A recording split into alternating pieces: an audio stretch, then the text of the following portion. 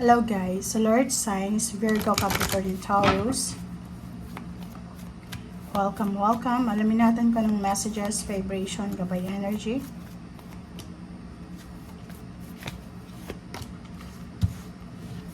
Okay, number 15, 35, 6, and 8.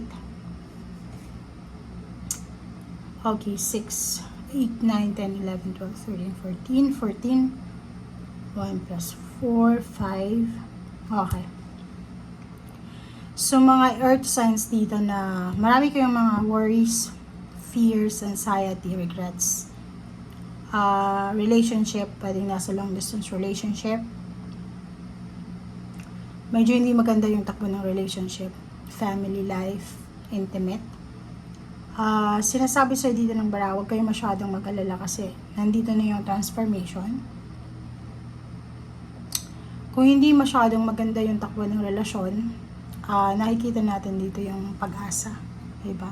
May hope dito, may magbabago. So kung halimbawa hindi na masyadong mainit yung pagmamahalan nyo, may solusyon, may answers, may resolution ka na makikita. So example, may mga iba na gusto makipaghiwalay, yung iba naman gusto ng magpakasal, parang ganyan-ganito. So, nakikita natin dito yung rason, sagot, resolution, solusyon sa kung ano man na nagbibigay sa'yo ng confusion.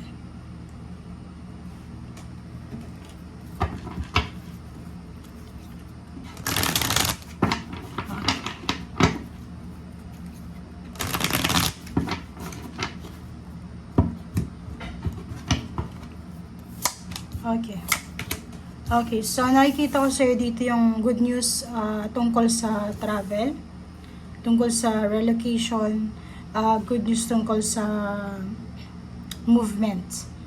So, yung Six of Swords is movement siya.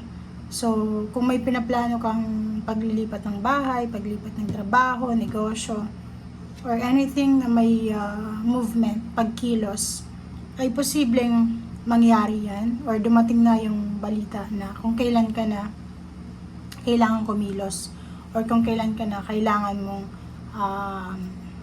mag-execute ng plano or kung ano man siya. So, yung Six of Swords is from parang galing ka sa mahirap na sitwasyon, papunta ka doon sa mas kampante, mas secured, mas stable, mas maliwanag, mas malinis. Okay, Hangman, Justice. Okay, so itong 4 cards na to ay nagsasabi sa'yo na posibleng may hinihintay kang contract signing or pwedeng resulta sa isang kaso na involved ka or involved yung family members.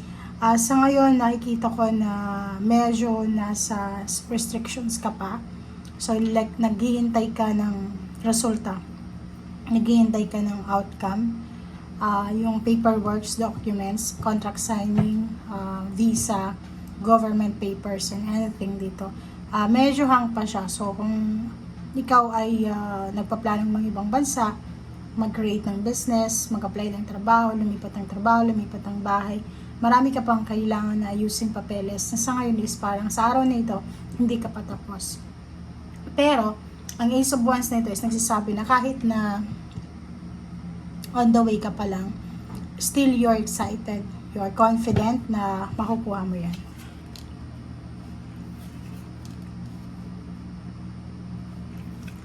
Alright, so Temperance, kailangan mo talaga dito ng pagpapasensya, paghihintay, huwag magmamadali.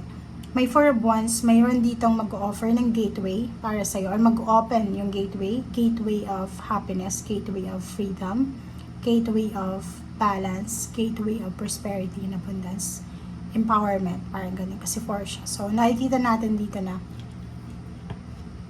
maraming mag-offer sa'yo ng stability and balance, or maraming tutulong sa'yo, maraming mga tao na mag-extend ng kanilang kamay, ng kanilang tulong, para maayos yung stability mo.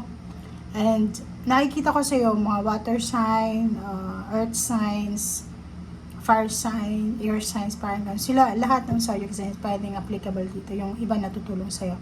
For example, may mga dadamay sa'yo, Meron ditong Ace of Coins, merong mga mag-offer ng new job, offer ng new business, or new source ng income. So, counting test na lang, okay?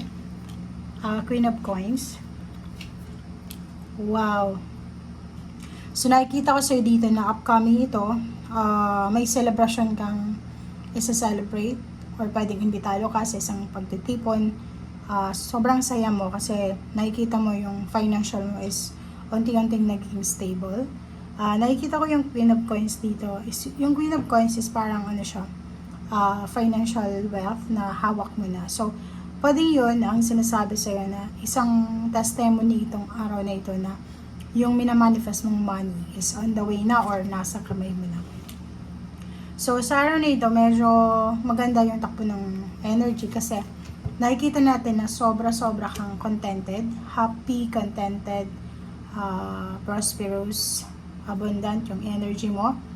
And yung the sun dito is parang nagsasabi yung the sun sa'yo na happy times, happy moments, parang ganun. So, peace of mind, parang ganun. So, may time ka para makapagpahinga. Or pwedeng yung iba sa inyo na sobrang pagod na sa kanilang trabaho, ginagawa. Magiging masaya sila sa araw dito kasi may time na sila para magpahinga or may time na sila para ayusin kung ano yung dapat ayusin sa mga buhay nila. Okay? So, King of Cups and Seven of Coins. Nakikita natin dito sa King of Cups na sobrang kalmado ka. Okay? Magkakaroon ka ng kalma sa usaping pera.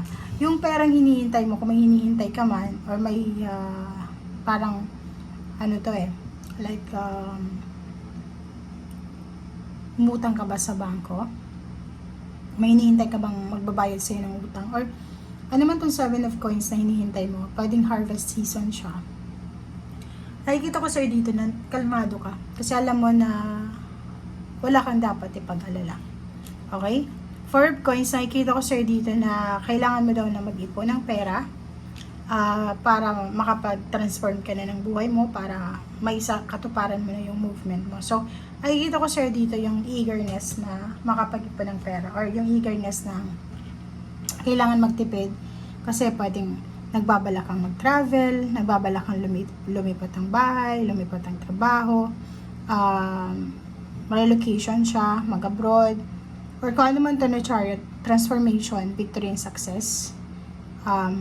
Para kasi siyang double confirmation ng Six of Wands na maraming pagkilos, parang ganun. So, nakikita natin dito na kung ano man itong plano mong pag-ipon ng pera, nasa iyo yan. Gawin mo yan as soon as possible. Okay? Bye!